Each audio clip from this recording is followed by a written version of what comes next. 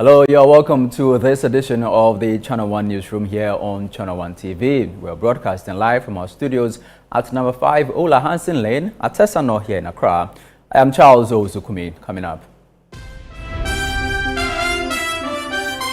Speaker Alban Bagwin holds moves to expel Matthew Nyindam pending possible stay of execution. The Ghanaian people mentioned a government that abandoned job creation and decided to buy an aeroplane for the president to fly in. They know of NDC. Jesus entered Jericho and was passing through. A man was there by the name of Zacchaeus. He was a chief tax collector. Also coming up, President Mahama unveils Vegetable Development Initiative as foundation for 24-hour agricultural economy. The pack house will be constructed to handle the grading, the sorting, packaging, and cold chain management of all the vegetables that are produced. The entire project has been carefully designed to be completed within 12 months. This vegetable development project will be replicated in many other parts of the country.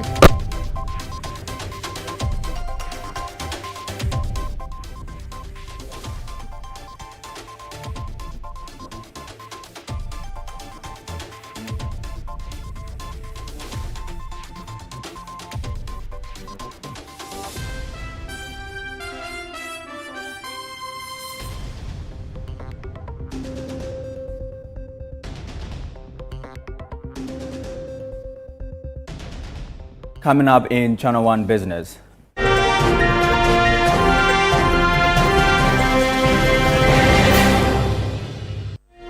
Fresh, local and affordable. Channel 1 TV and City FM's November Agri Fair set to impress patrons.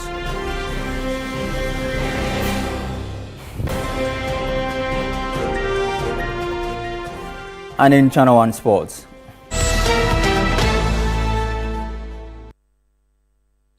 Former Black Stars midfielder Kwadwo Samuel credits Liberty Professionals for kickstarting his stellar football career.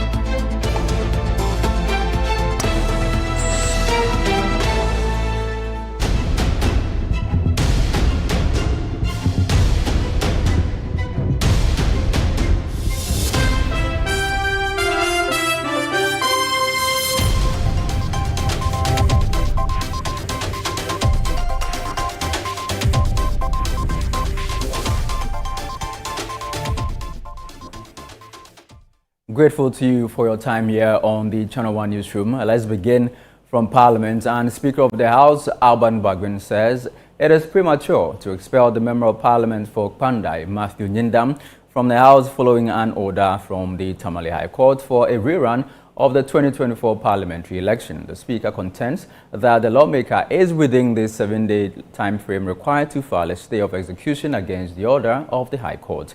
Channel 1 News' Ni Ayikwe Okai reports.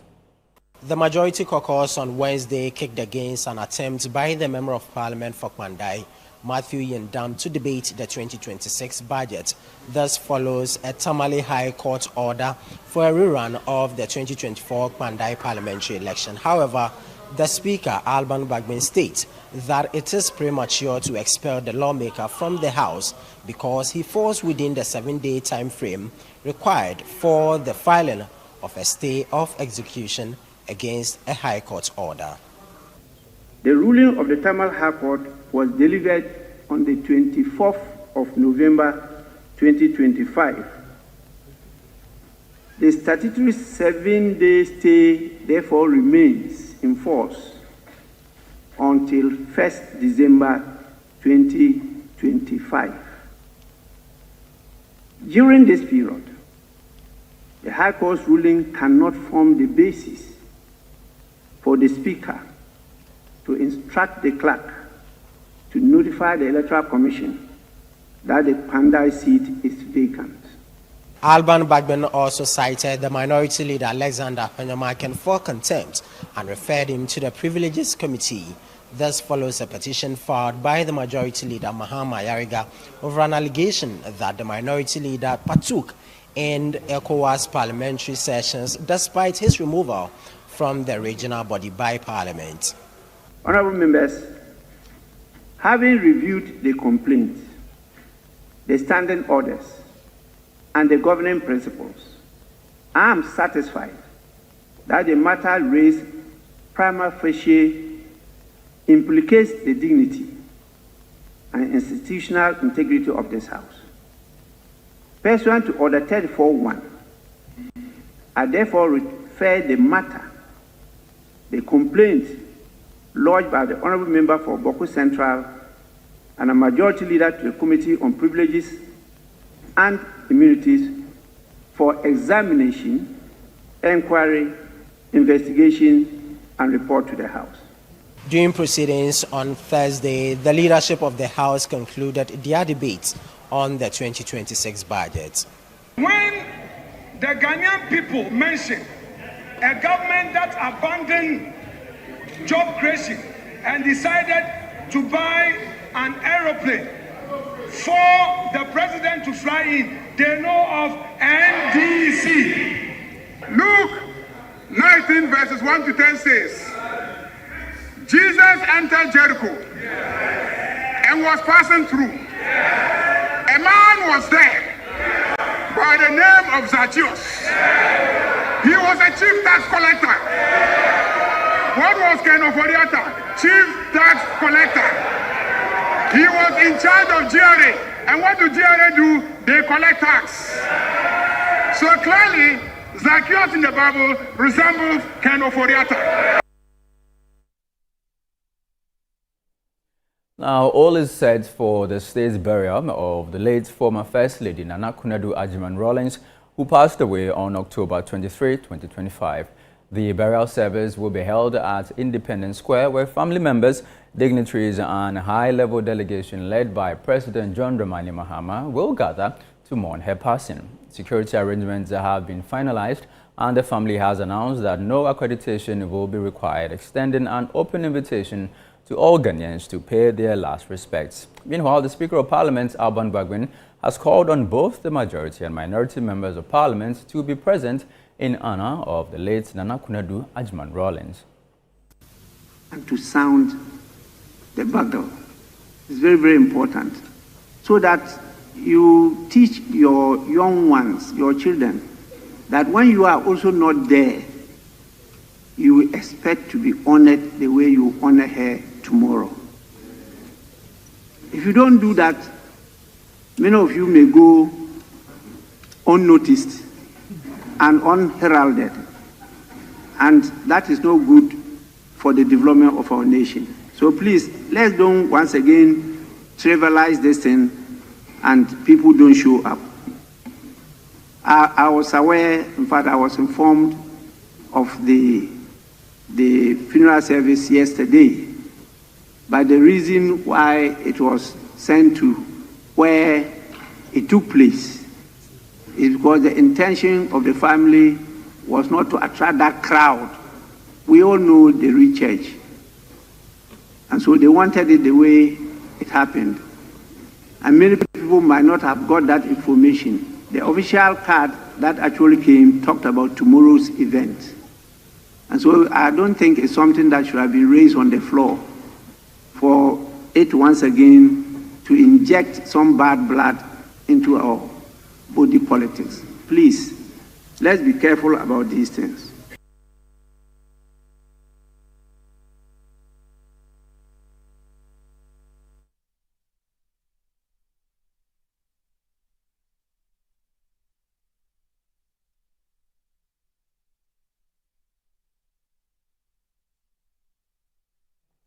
Now, for more on today's events in Parliament, we're joined in studio by the Member of Parliament for Menchia North, the Honourable Akwasi Kunadu. He's also a member of the Public Accounts Committee. Good evening to you, Honourable. Good evening. Thank you for coming to us. Thank you very much also for having me. Now, today in Parliament, the Speaker made a ruling on the Pandai matter. Would you say that was a favourable ruling, and did you anticipate it? Let me say a very good evening to your cherished viewers. It is not that it's a favorable matter. It is a matter that ought to have been ruled in that way. Because it's trite knowledge that once there is a stay of an execution, an act cannot be performed. And we are also of the known that once that ruling from the Tamale High Court came, the Honorable Member filed the stay of execution. So ordinarily, whatever directives, orders, ruling or judgment that the judge made could not be carried out up until that stay of execution or the final determination of the matter in the appeals court was done. So one way or the other, that was an unexpected decision from the Speaker to have brought finality to some of these matters, such that all the chaos that we witnessed yesterday will not have ensued again today. So it is not just a favorable ruling, but that is what ought to have been. The Honorable Member of Parliament himself, the Honorable Matthew Nyindam, how is he handling this? I think he would have been in the best position to say so. I mean, he's human. Yes, whatever the case would be, he will be thoughtful about some of these matters first and foremost. But I believe that he knew the consequences of a court action that was in place. So I'm sure he would have strengthened his ties and groins for it. But however, human as he is, I think the last time I saw him was today. I mean, we had hearty discussions and he felt okay. Just that whatever the case would be, he would probably be thinking about how to surmount the appeals that he sent to the Court of Appeal. So I think by and large, he's all right. There was another ruling, the Speaker referring your leader, the minority leader, to the Privileges Committee following the majority leader's petition. Now that he's been referred to privileges, do you think that that will slow down the momentum of the mighty minority? Not at all. A person is presumed innocent until proven guilty. Once it's referred to the committee, I think he will go there fully armed with all the muscles, legal arguments, and everything that he does have. And I think it's the beginning of what is yet to come. And the Speaker has made that referral. I believe that we have to wait for the committee to start sitting for us to know what actually is in the petition that was sent by the majority leader, what it entails, what his arguments would be, and what his predisposition would be, and the argument that would also be advanced by my leader. So as they start, we'll be able to interrogate the matters very well. And these are early days yet, and I believe that we should wait for the committee to start its actual hearings. Then we'll be able to interrogate the matters as they come. All right. Now, the budget itself, today you concluded the debate on the policy statement. The matter of the express way from Accra to Kumasi came up quite strongly, and the former roads minister's name was mentioned by the finance minister, suggesting that he is opposed to the building of that expressway. Is that accurate? That is palpable falsehood. Palpable falsehood. I think he tried to play mischief with that whole communication that the former roads minister made. And I think it's a palpable falsehood. First and foremost, the road minister placed the matter in context. You and I know that over 100 kilometers of the Kumasi-Accra road has been dualized by President Kufuor. Currently, there is almost about 48 kilometers under dualization. All that he sought to place on record was that why shouldn't we complete the dualization of that road, where if we have excess funds, we can probably use that for the western roads that we are doing, the eastern bypass, rather than abandon the ongoing project, go for a new bypass or a new expressway that you'd want to do, spend on that, and leave the road that is under construction. That will serve no purpose for anybody.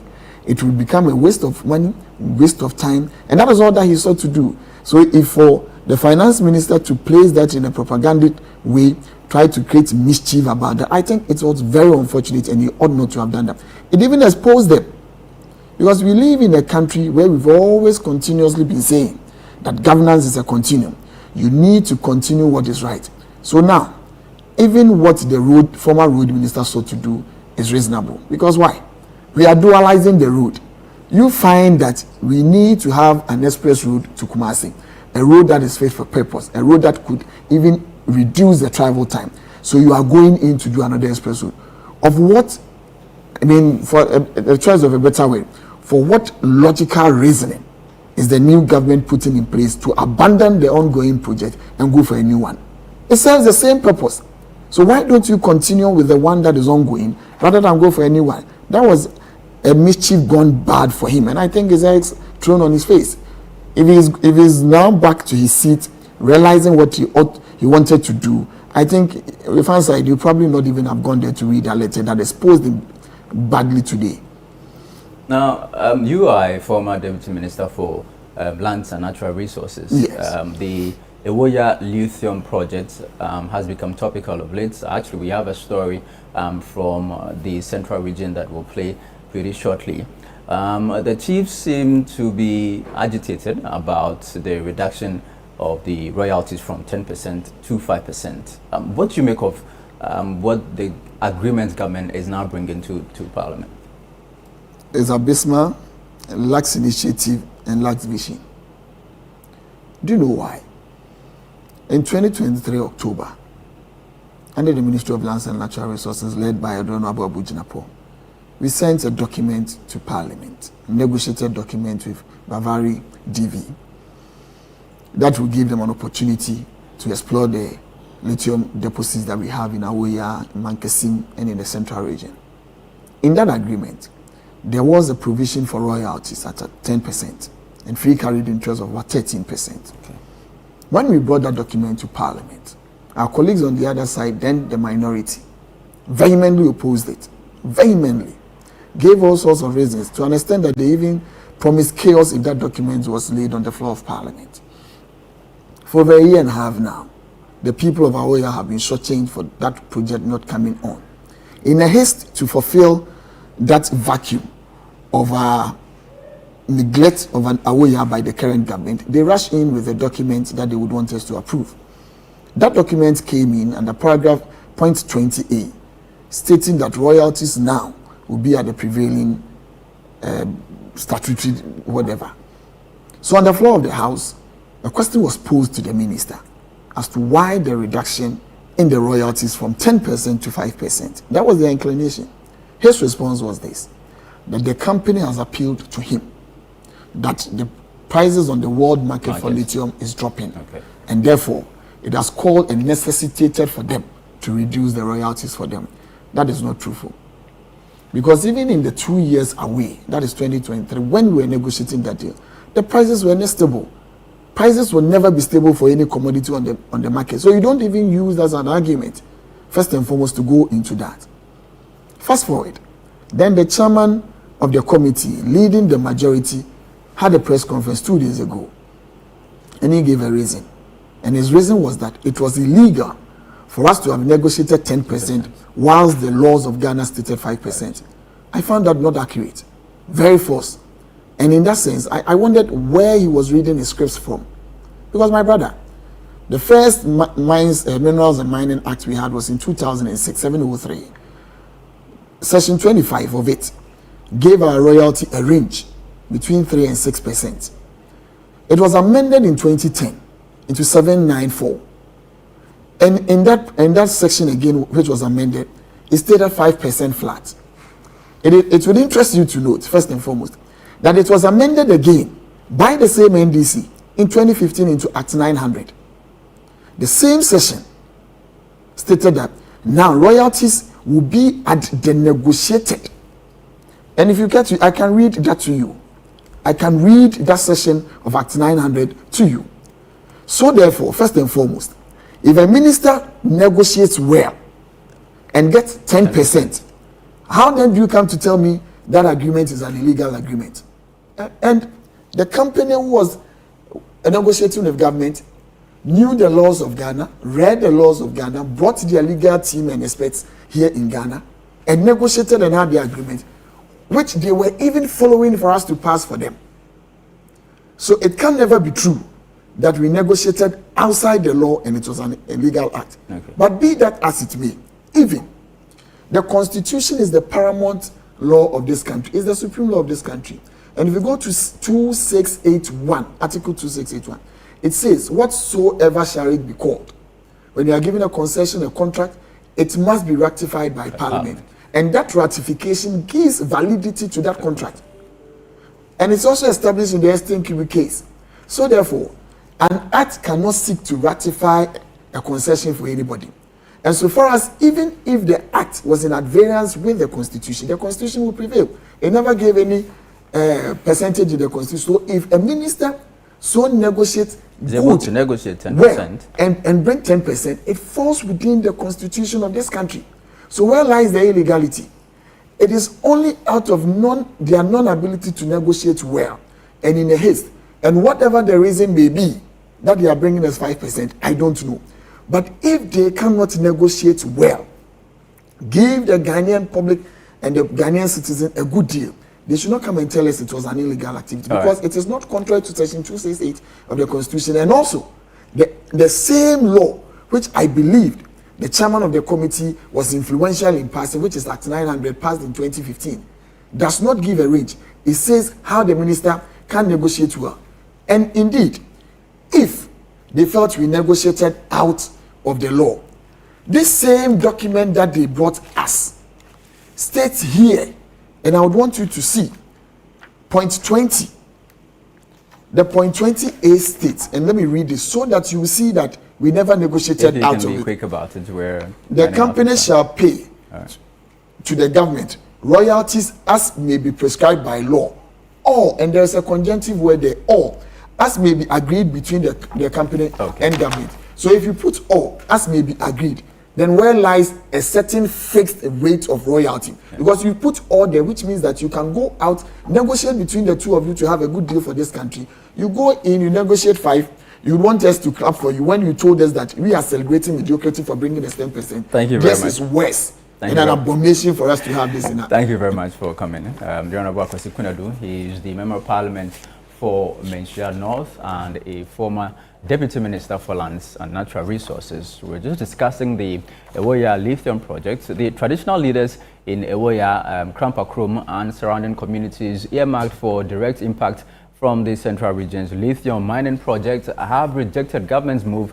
to slash Ghana's royalty rate from 10% to 5%, describing the decision as a shortchange. The chiefs, who fear the development could derail long-anticipated community projects, are calling for an immediate suspension of the revised rates and a thorough consultation process. Our Central Regional correspondent Akosiado reports. Government's revised agreement on the Ewoya Lithium project laid before Parliament reduces the country's royalty rate from 10 to 5%. The move has triggered widespread public debate, but traditional authorities in Ewoya, Krampakrom, and other affected communities say they were completely left out of the decision-making process and therefore do not accept the reduction. According to the chiefs, they only learned of a public invitation for stakeholder inputs through a newspaper publication referenced during the training workshop on findings from a resource index dashboard research conducted by Friends of the Nation and the Africa Center for Energy Policy (ACEP) on Wednesday, November 26. Speaking to Channel 1 News, Charles Pargrant, secretary to the chief of Krampakrom, expressed concern that the new rate could undermine expected development projects, since all earlier projections, including compensation agreements, were based on the original 10% royalty. Personally, I feel very bad about it. We are directly being affected. We should have been informed. Beyond Ewoya and Krampakrom, expected to undergo resettlement, communities such as Krofo, Nankesedo, Anoche, and others will also be affected, with thousands of farmers projected to lose their farmlands. Some residents say their livelihoods are already under pressure even before full-scale mining begins.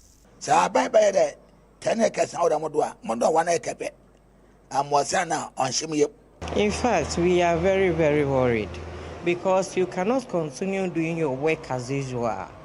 The chief of Krampakrom, Nana Kwesi Krampa VII, is urging government to halt the revised royalty rate and undertake exhaustive engagement with traditional leaders and community members. 10% now what told them, or about 5.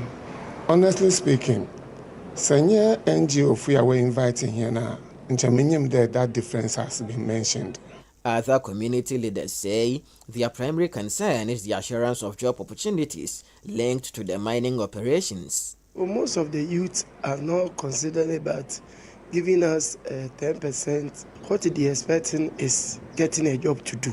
Meanwhile, A joint research project by Friends of the Nation and ASEP highlights significant gaps in information flow to residents of the affected areas. If we have few people within the impact zone of this project believing in the grievance mechanism and even knowing how to file a complaint in the first place, then when a problem comes, that is a recipe for what? For disaster.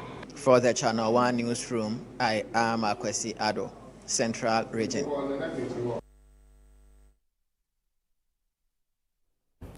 Now to the courts. Lawyers for Bernard and Chibuesiaku, popularly known as Chairman Wontumi and Akunta have indicated their intention to seek a court order compelling the prosecution to release additional documents. According to the defense team, key materials required for their case were missing from the disclosures filed by the state. The criminal case concerns allegations that Chairman Wontumi and Akunta Mining permitted mining activities on their Samra concession without the necessary approvals. Thursday's hearing was scheduled for a case management conference to prepare the matter for trial. However, lead counsel Andy Apiakubi informed the court that the accused persons would be filing a formal application for further disclosures.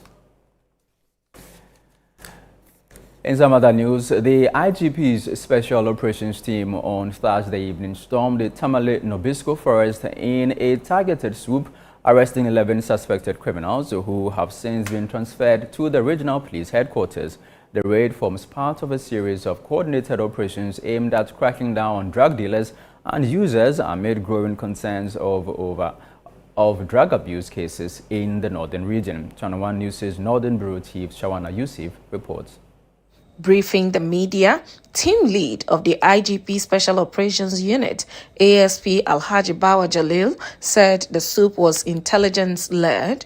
He revealed that the operations resulted in the burning of motorbikes and the demolition of a criminal hideout within the forest to prevent the suspects from regrouping. The latest swoop follows an earlier operation at Nyani, where several suspected drug dealers were also arrested. And basically, we have been able to arrest 11 suspects, together with some exhibit dryly suspected to be Indian hemp, as well as some other exhibit motorbikes. They ran away and left it. And then we're able to also burn some of the bases inside the forest just to make sure that we distract the criminals in the place. ASP Bawa Jalil further noted that escalating drug abuse in the region continues to fuel criminal activity, making such operations vital to restoring public safety. With regards to the sale of drugs, the consumption of drugs that influence the commission of crime is very high, and that you could see that majority of the violent crime that is committed is as a result of the intake of the drugs. So as part of our operation to calm down this armed robbery their network, we have also taken it upon ourselves to make sure that all those who are involved in the sale of tramadol, the hard drugs that the criminals take or the youth take that influence them in the commission of the crime, will get all those people arrested and put them before court.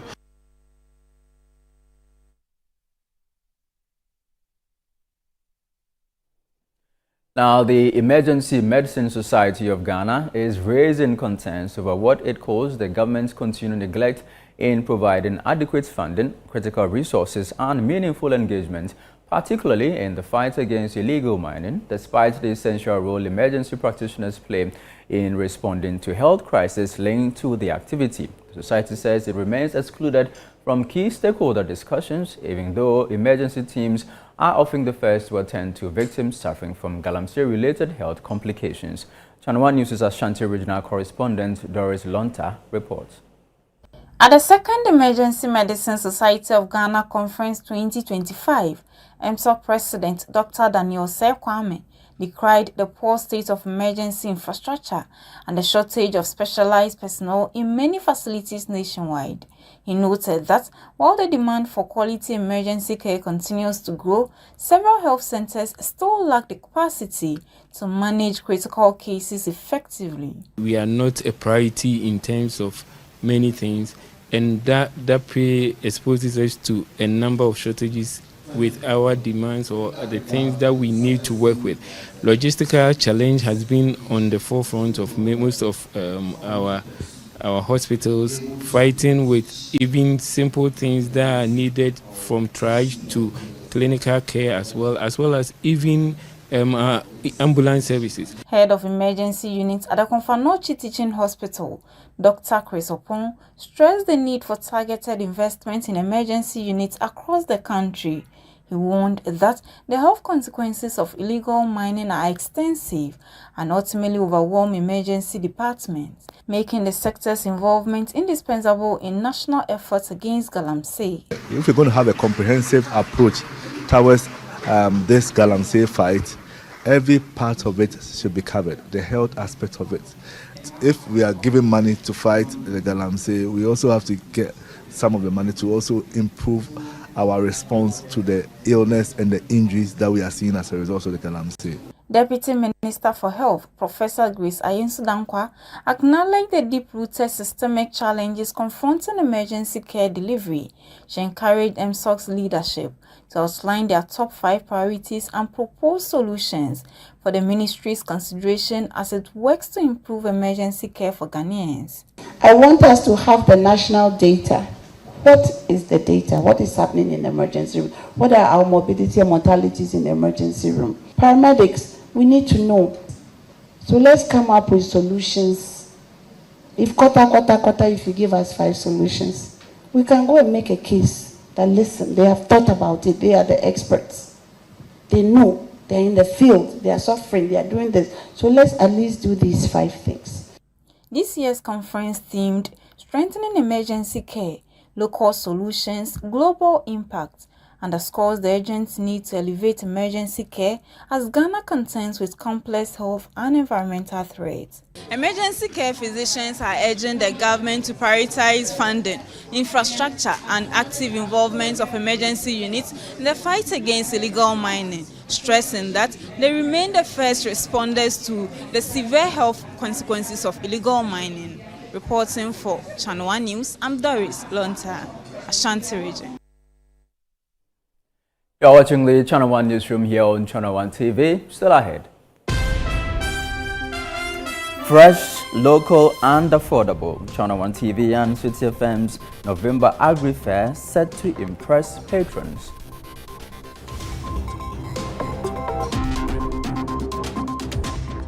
We have details in a bit. Please stay with us.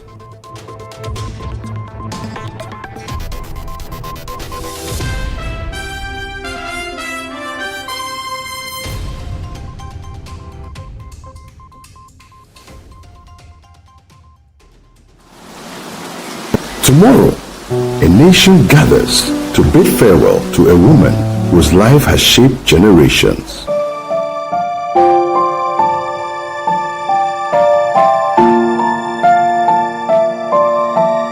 Channel 1 TV brings you a live coverage of the state funeral of the former First Lady, Her Excellency Nana Akunedu Agyeman Rawlings, a mother of the nation, a fearless advocate for women and children, a towering pillar in Ghana's political and social history, and to her influential role beside the late President Jerry John Rawlings. Nana Akunedu stood as a symbol of courage, integrity, and unwavering service.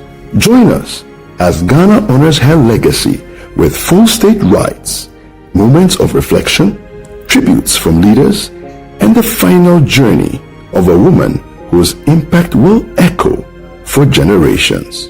Live from the Independence Square tomorrow, 28th November at 6 a.m. only on Channel 1 TV.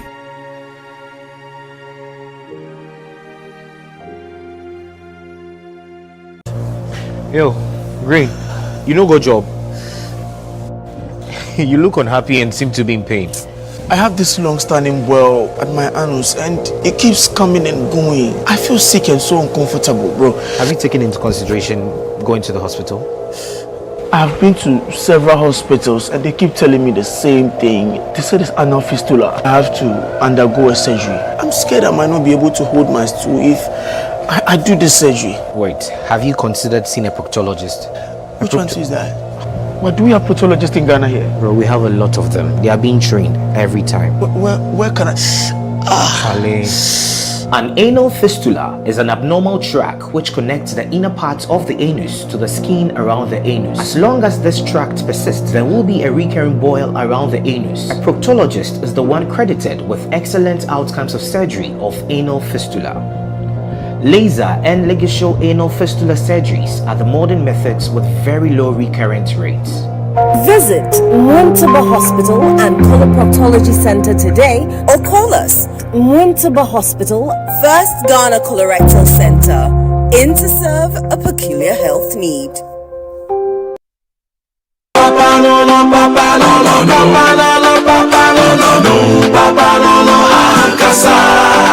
Polytech is everywhere, durable and authentic.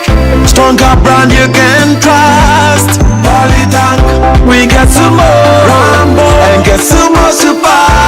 And it Polytech every day. Polytech, Papa Noah, Asa.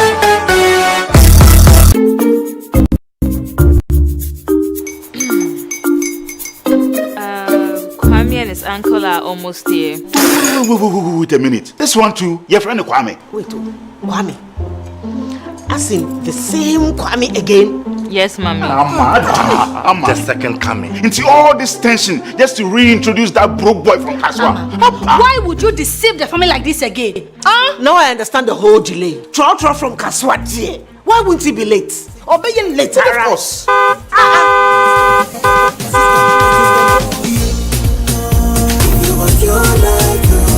Star 712 hash, star 712 hash. Yeah, you go be the luckiest. Coffee from Georgia be luckiest. From Natepia, cause she be luckiest. Yeah, you go be luckiest. No matter why you're lucky, everybody go be the luckiest. That's Kwame! Send your God the apple boom. If you put it with a so would the coming of the Son of Man be. Hey! Is that his car? Dial star 712 hash. Choose your ticket. Enter your lucky number. Follow the prompt and let destiny handle the rest. This promotion is regulated by the NLA on the Caritas platform.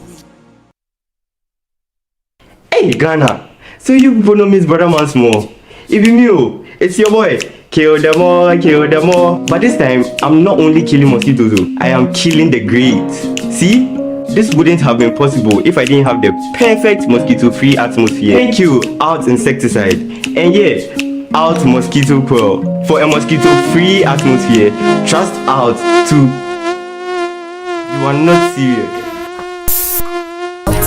Out Insecticide. So ya boa, faha. Mum and Dad, if you're looking for safe, affordable entertainment for your little ones this festive season, GoTV is your family's happy place. On our fun-filled and educational channels, wild imaginations can run free.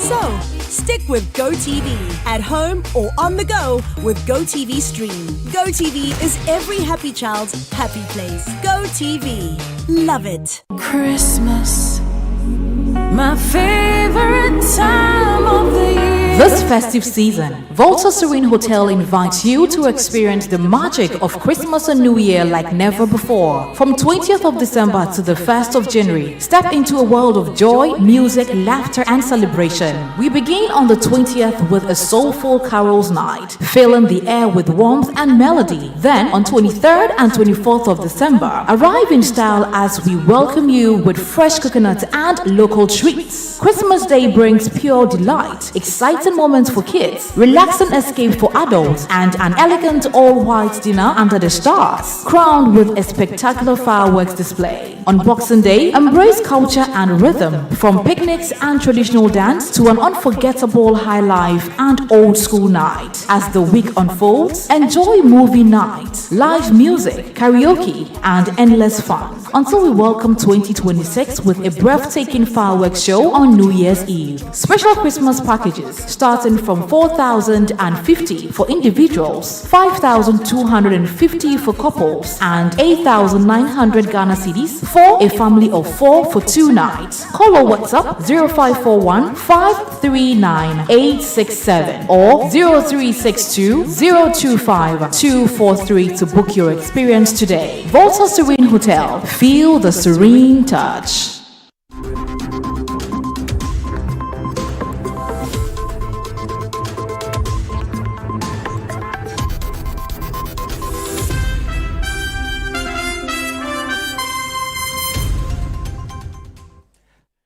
Welcome back. This is the Channel 1 Newsroom here on Channel 1 TV. Next is Business with Netele Nete Ajaho.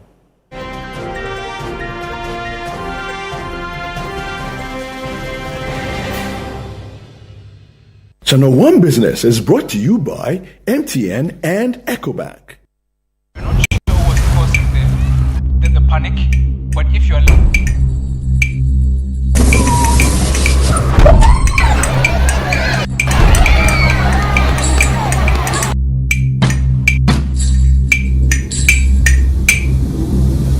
Masquerades are scary, but bills shouldn't scare you.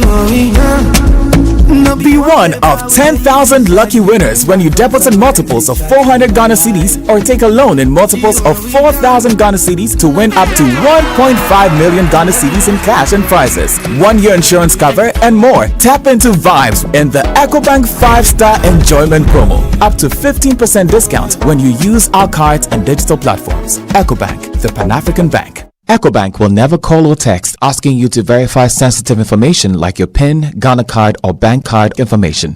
Pay better attention to details.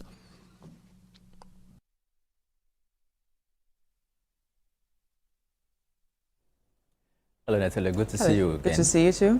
How are you? I'm good. What's in the bulletin? We know tomorrow is Agri Fair is starting tomorrow through to Sunday, and the exhibitors are promising greater value for the produce that people are going to get. Well, judging by the success of the first edition, can't wait for tomorrow. Yeah. All right, let's have it. But before we do that story, the Ghana Gold Board has delivered a strong performance in the third quarter of 2025, generating 691,140,000 Ghana cedis in revenue and deepening its influence within the country's gold and mineral export sector.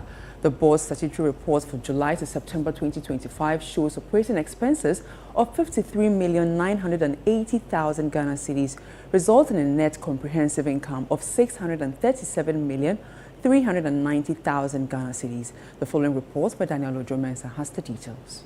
Gold Board ended the quarter with cash and bank balances of 1.12 billion cedis, signaling growing financial stability for an institution still in its formative years. Revenue performance was driven mainly by assay services, licensing fees, and service charges from its gold buying program with the Bank of Ghana. Assay fees from the artisanal and small-scale mining sector contributed 244.73 million cedis, while service charges from the central bank accounted for 386.62 million cedis. Operationally, the board also recorded marked improvements.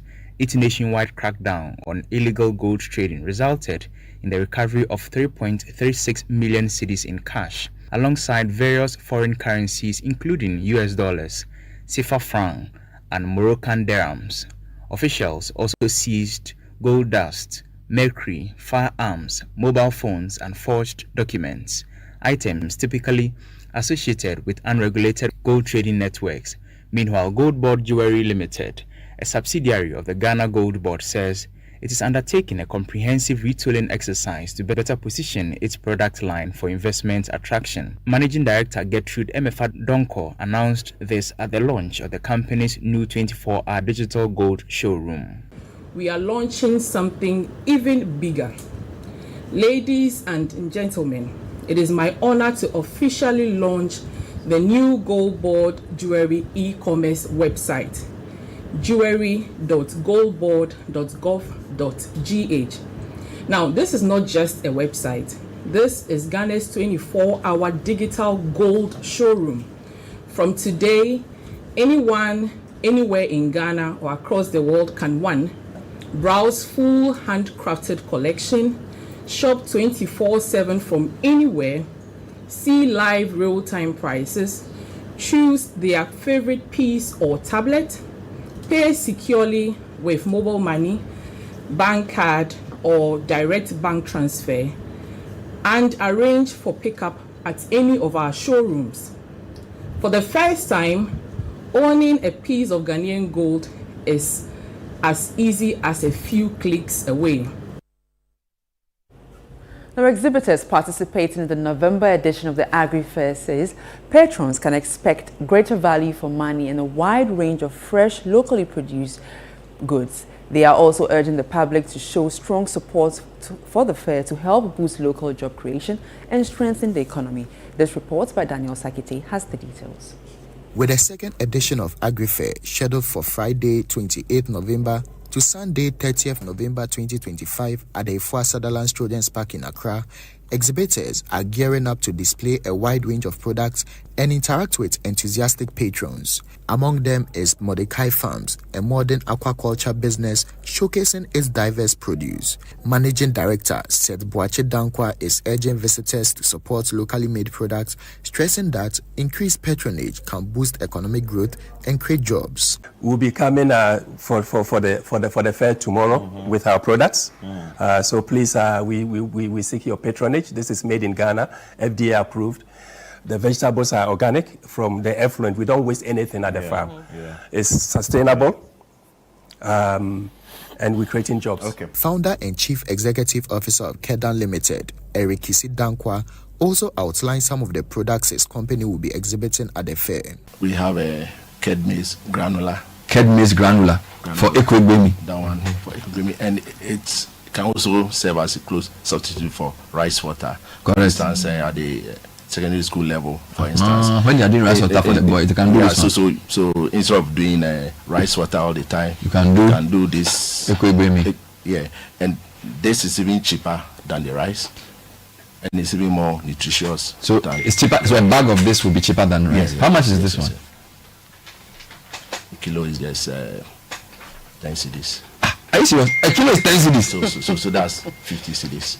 This year's Agri Fair is powered by Channel 1 TV and City FM with sponsorship from the Horticulture Business Platform, Development Bank Ghana, Legacy Crop Improvement Center, Gesao, Ghana Exim Bank and Agri Impact with support from Trillium Industrial Company Limited. Let's now bring you an update on how the currency is performing on the interbank market.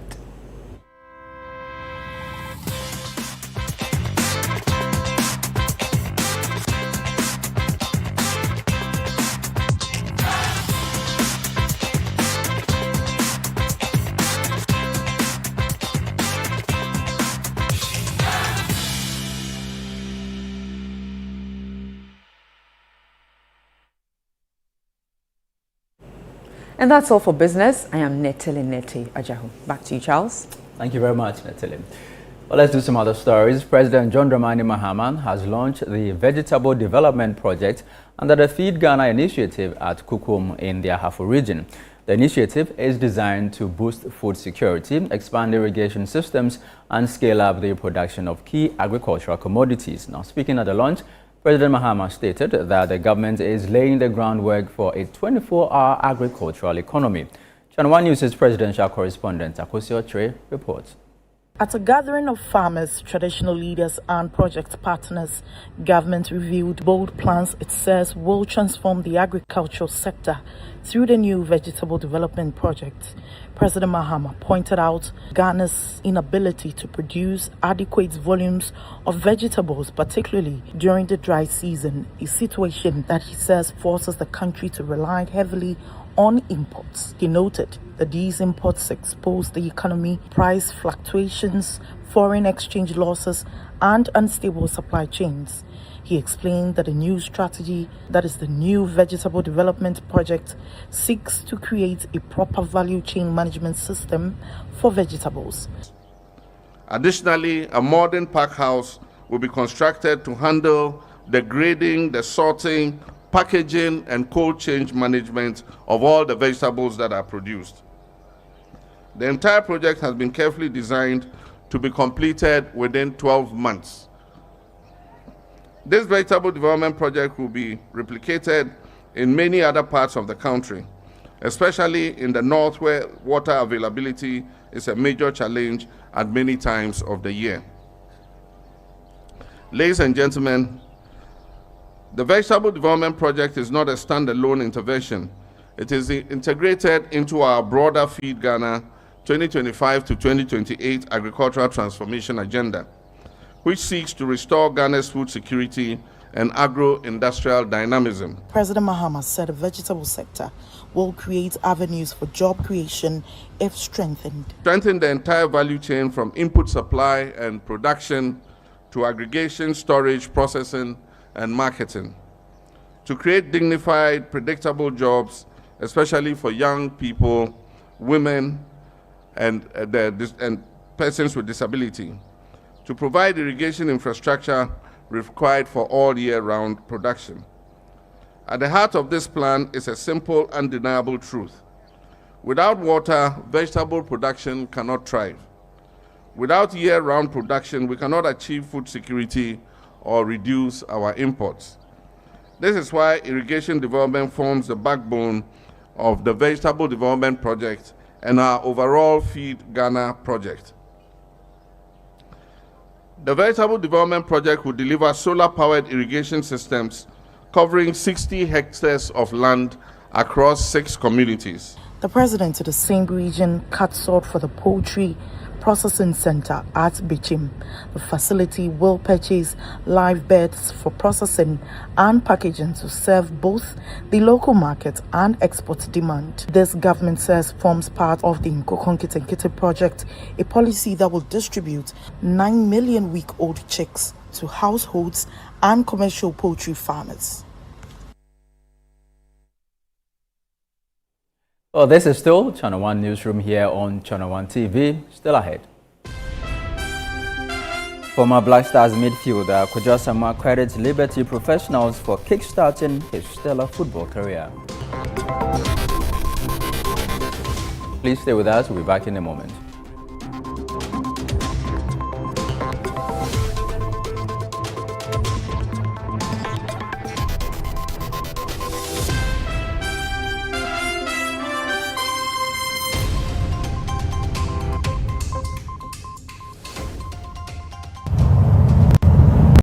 Rooted in heritage,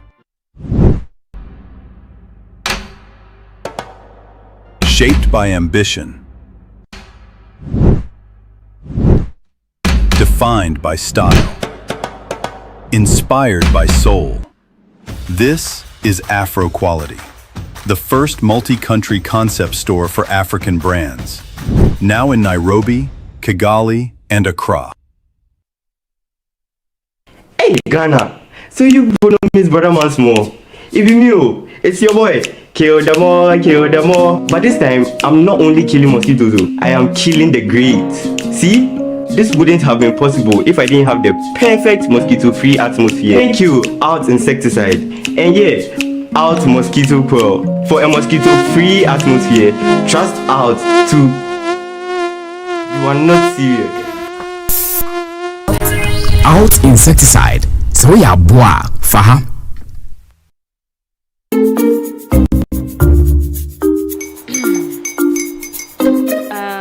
Kwame and his uncle are almost here. Wait a minute. This one too, your friend Kwame. Wait, Kwame. As in the same Kwame again? Yes, mommy. I'm the second coming. Into all this tension just to reintroduce that broke boy from Kaswa. Why would you deceive the family like this again?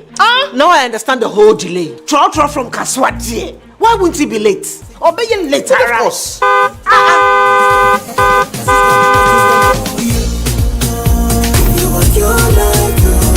Star 712 hash, star 712 hash.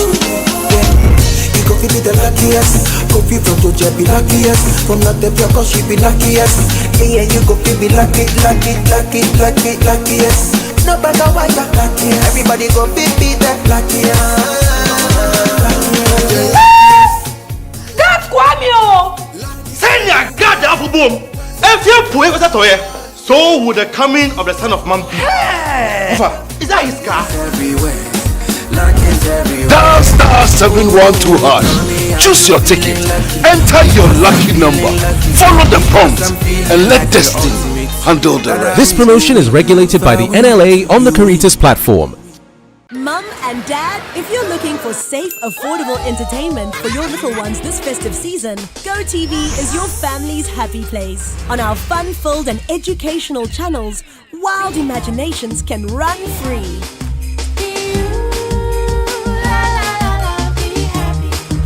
So, stick with GoTV, at home or on the go with GoTV Stream. GoTV is every happy child's happy place. GoTV. Love it.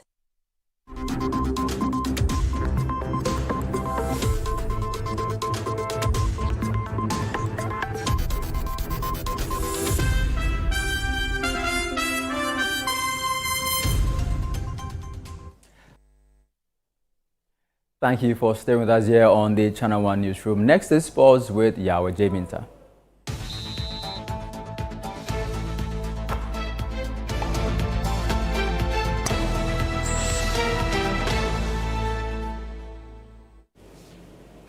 Hello, yeah, you're welcome. Thank you very much. Good? Yeah, okay. Now, former Juventus and Black Stars midfielder Kwadwo Asamoah says the decision to choose Liberty Professionals was a catalyst to his remarkable career. He attributes his rise in football to the club's belief in young players. Asamoah was discovered while playing football in Kumasi, and a scouting report that went to then Liberty CEO, the late Alhaji Sly Tete, sent him on the path to Europe, where he has spells with Udinese, Inter Milan, and Juventus. So I was just happy to go there and play. Yeah, and in all this, I always say God was the reason, because I didn't even know how it just happened very quick and fast within a year. What made you say yes? Because before then, you were hesitant to go. You just want to enjoy your neighborhood and your friends. The Liberty came. This time you said yes. What made you say yes? Was it the name and the history, or? Well, their style of play, and Liberty was one of the teams that had young players at that time. Let's say Kotoko had some of the young players in their team, but they were not a lot. But Liberty was like young lads, young players. So I was just happy to go there and play. And that's it.